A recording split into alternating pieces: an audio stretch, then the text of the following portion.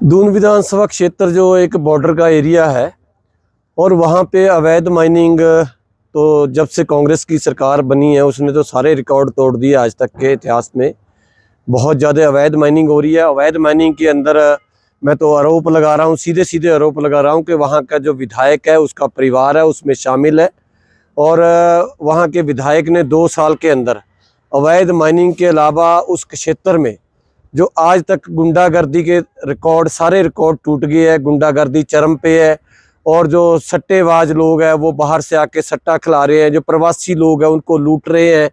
उसके अलावा वहाँ विकास के कार्य जो ठप पड़े हैं, भारतीय जनता पार्टी के टाइम में जयराम ठाकुर जी की सरकार में जो विकास दून विधानसभा क्षेत्र के अंदर एक नई गाथा शुरू की थी, उस विकास को ग्रहण लग गया है। विकास के मामले में कांग्रेस की सरकार बहुत बुरी तरह से फेल हो गई है और विधायक ने वहाँ 1 रुपये का विकास नहीं किया।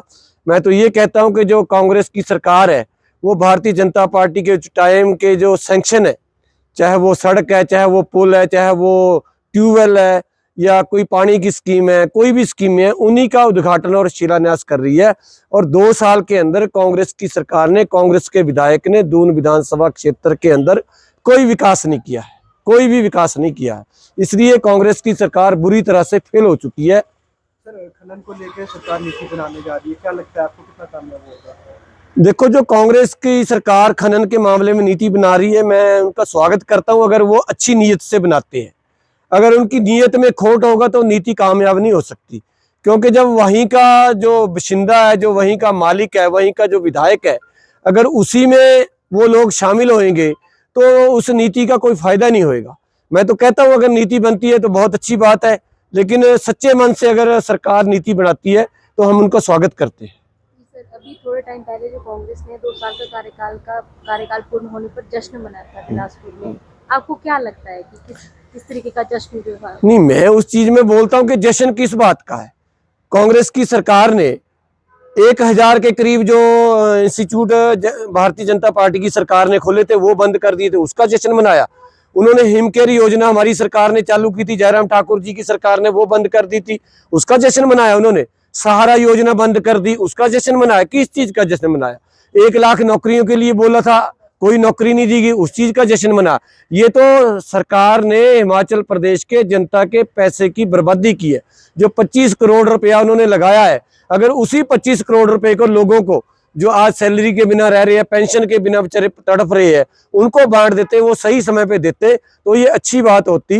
लेकिन उन्होंने जश्न जो मनाया गया है वो जश्न लोगों के हित के लिए नहीं मनाया गया, लोगों को गुमराह करने के लिए बनाया गया। आपने देखा होगा जश्न के अंदर ही बहुत सी महिलाओं ने वहां पे सवाल उठाए हैं कि हमारे को 1500 रुपया नहीं मिला, हमारे को बेनिफिट नहीं मिल रहे, राशन महंगा हो गया डिपुओं में। और कांग्रेस के जो बड़े नेता है उन्होंने मतलब कि अपना काम किया, उनके काम हो रहे हैं। अब मैं अपनी दून विधानसभा क्षेत्र की बात करता हूं। जो पिछले आपदा आई थी उसमें पिक एंड चूज किया गया, जिन लोगों के मकान गिर गए, नष्ट हो गए, उनको पैसा नहीं मिला गया, लेकिन जिनके एक भी दरार नहीं आई, मेरे पास प्रूफ है, उनको इन्होंने 3-3 लाख रुपया, 7-7 लाख रुपया दे दिया। एक हमारे गरेड़ पंचायत पड़ती है, मेरी नालका पंचायत है, उसमें 2 मंजिला मकान उसका नष्ट हो गया गरीब आदमी का, लेकिन उसको 1 रुपया नहीं दिया गया, क्योंकि वो भारतीय जनता पार्टी की विचारधारा से मेल खाता था। सर, बीबीएन एरिया में चोरी की घटनाएं और नशा माफिया जो धड़ल्ले से काम कर रहे हैं, उसको लेकर क्या कहा जाए? बीबीएन एरिया में सरकार बुरी तरह से फेल हो चुकी है। वहां आम आदमी जो जाता है उसका फोन, मोबाइल खो लिया जाता है और वहां इतनी घटनाएं हो रही हैं जिसका कोई हिसाब नहीं है। चोरी हो रही है, आज अभी मुझे फोन आ रहा था, हाउसिंग बोर्ड में चोरी होगी, घरों में चोरी होगी। मतलब वहां पे जो कानून व्यवस्था बहुत बुरी तरह से चरमरा गई है और कांग्रेस इस मामले में बहुत बुरी तरह से फेल हो चुकी है। नालागढ़ के जो विधायक हैं अभी, उनके कार्यकाल को कैसे देख रहे हैं आप, विकास कार्यों को कैसे देख रहे हैं? नालागढ़ के विधायक नालागढ़ कॉन्स्टिट्यूंसी में पड़ते हैं, लेकिन मेरा दून विधानसभा क्षेत्र पड़ता है। लेकिन कांग्रेस की सरकार, कांग्रेस की जो विधायक है वो सारे सोलन जिले में बुरी तरह से पिट गए हैं, क्योंकि लोगों की उम्मीदों पे खरे नहीं उतरे थे। सोलन जिला इन्होंने भारतीय जनता पार्टी से एक भी विधायक नहीं जीता था, कांग्रेस के 5 विधायक जीते थे। लेकिन आज कांग्रेस के विधायकों से सोलन जिले के 5 विधानसभा क्षेत्र के जो लोग हैं बहुत बुरी तरह से निराश है, बहुत बुरी तरह से दुखी है।